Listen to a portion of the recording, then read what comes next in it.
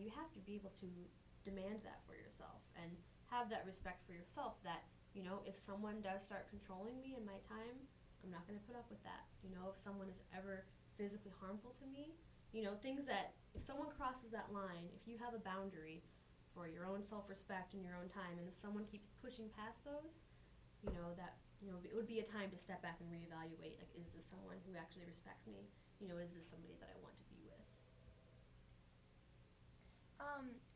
Do often people blame the victim of a relationship? Yes, that's actually really common. And it's really easy for somebody who's outside of an abusive relationship to see it from the outside and ask questions like, well, why are they staying in that situation? Why would anybody put up with that? Why don't they just leave? Some people say things like, oh, well, they must like it. That's why they stay. But there are lots of reasons why people stay in abusive relationships. They could still be in love with that person. They could also be in a lot of fear of that person. When someone tries to leave an abusive relationship, that's actually one of the most dangerous times, the times of greatest risk. And so the person who's doing the abusing and the controlling, they might have to up the ante to make their partner that much more scared of leaving and getting away. I think that people often think of abuse as being man to woman.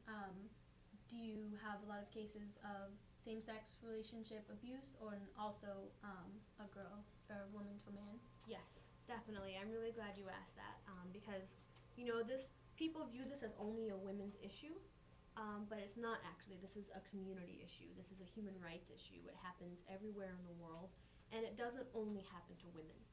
It's true that it's about 85% of the time it is women who are being abused by men, but that leaves the other 15% that could be a woman abusing a man, which does happen, or a woman abusing a woman, or a man abusing a man. Domestic violence and dating violence, it actually happens at the same rate in same-sex relationships as it does in heterosexual relationships, but there's a lot less resources for people who are experiencing same-sex domestic violence. And there's a lot just more barriers to services, so that's why they don't come out with the information as much, and there's not going to be as many ways for them to get help. But fortunately, in Boston and in Massachusetts, there are services available for same-sex survivors of domestic violence.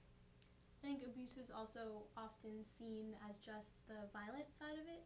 So can you talk a little bit about verbal abuse versus physical abuse and how you deal with that? Definitely. So, when people see domestic violence in the media, on TV, in movies, people really focus on the physical violence. That is what is most shocking. It's also what's most visible, in terms of visible, cuts or bruises or injuries. But there's a lot more to abuse in a relationship than just physical violence. Verbal abuse is actually one of the first forms of abuse that happens in a relationship. So again, that's swearing at someone, putting someone down, telling them lies, threatening them. But when they start, it can be really easy to overlook those things, especially if you just started dating someone and you like that person, so maybe it's okay that they said that crappy thing about you or your friends. So when I give workshops, we actually break it down to 5 different categories of abusive behavior. So there is physical violence, but it's not like any of them are worse or better than the other. There can be economic abuse, where someone is controlling all the money in the relationship. There can also be sexual abuse, mental and emotional abuse, saying things like, if you leave me, I'll kill myself, so really putting that guilt and that fear on that other person that, I can't leave because this other person might hurt themselves or harm themselves. So there really is a lot more to it than just the physical violence. There can be abusive relationships that are very abusive but that don't actually have any physical violence going on. So it's important to try to think outside the box, that some people will hesitate to even seek help because they're not being physically hurt. They might think, oh, well, just because I'm being verbally abused, I don't need to have someone help me deal with this or get away from this person. But it's still an abusive relationship. So how would you recommend somebody get out of an abusive relationship? So, specifically talking about for teens and teen dating violence, a really important thing to do is to acknowledge if there is an abusive relationship, to tell an adult that you trust. It doesn't necessarily have to be a parent. It can be a teacher,